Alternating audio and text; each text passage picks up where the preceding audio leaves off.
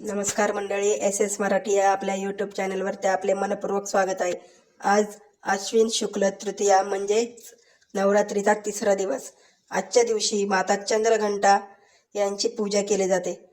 आपण या व्हिडिओमध्ये माता चंद्रघंटा यांची कथा तसेच माता चंद्रघंटेला कोणत्या पदार्थांचा नैवेद्य अर्पण करावा हे सगळं पाहणार आहोत। त्याआधी जर तुम्ही चॅनलवरती नवीन असाल तर चॅनलला सबस्क्राइब करा। चला तर आपण आज सुरू करूया नवरात्रीच्या तिसऱ्या दिवसाची कथा माता चंद्रघंटेच्या कथेकडे। दुर्गेच्या तिसऱ्या शक्तीचे नाव माता चंद्रघंटा आहे। नवरात्रीच्या तिसऱ्या दिवशी या देवीची पूजा केली जाते। तसेच संकट निवारण्यासाठी देखील मातेची पूजा केली जाते। या दिवशी साधकाचे मन मणिपूर चक्रात प्रविष्ट होते। माता चंद्रघंटेच्या कृपेने अलौकिक वस्तूंचे दर्शन होते, दिव्य सुगंधांचा अनुभव येतो किंवा विविध प्रकारच्या दिव्य आवाज ऐकायला येतो। हे क्षण भक्तांसाठी अत्यंत सावधान राहण्याचे असतात। मातेचे हे स्वरूप परम शांतीदायक आणि कल्याणकारी आहे। तिच्या मस्तकावर घंटेच्या आकाराचा अर्धचंद्र असल्यामुळे तिला चंद्रघंटा असे म्हणतात।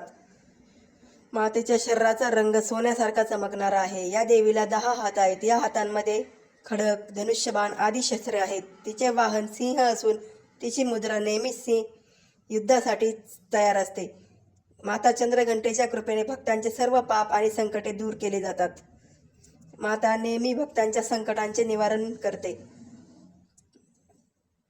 मातेचा भक्त सिंहाप्रमाणे पराक्रमी आणि निर्भय होतो। तिच्या घंटेचा आवाज प्रेतबाधेपासून भक्तांचे रक्षण करतो। या देवीच्या चरणी शरणागती पत्करल्यास घंटेचा आवाज निनादतो। मातेचे हे स्वरूप अत्यंत सौम्य व शांतीपूर्ण आहे। या देवीची आराधना केल्यास वीरता, निर्भयता बरोबर सौम्यतेचा विकास होऊन संपूर्ण शरीरात कांती गुणांची वाढ होते, आवाजात मधुरता येते। माता चंद्रघंटेचे भक्त आणि उपासक जेथे जातात तेथे लोक त्यांना पाहून शांती आणि सुखाचा अनुभव करतात। आपण आपले मन, वचन, कर्म हे पवित्र करून देवीची उपासना करण्यासाठी तयार व्हावे। तिची उपासना केल्यामुळे सर्व सांसारिक संकटातून मुक्तता होते। आपण नेहमी तिची उपासना करण्यासाठी अग्रेसर असावे। माता चंद्रघंटे त्या आशीर्वादाने आपले मन स्थिर होण्यास मदत होते, तसेच आपले सर्व प्रकारचे मानसिक आरोग्य सुधारण्यास ही मदत होते। माता चंद्रघंटेला दूध व दुग्धजन्य पदार्थांचा नैवेद्य दाखवला जातो। मातेला दूध व दुधापासून तयार केलेले पदार्थ हे मोठ्या प्रमाणात असतात। खीर किंवा अन्य दुग्धजन्य पदार्थांचे मातेला नैवेद्य अर्पण करावा व मातेची भक्तिभावे सेवा करावी।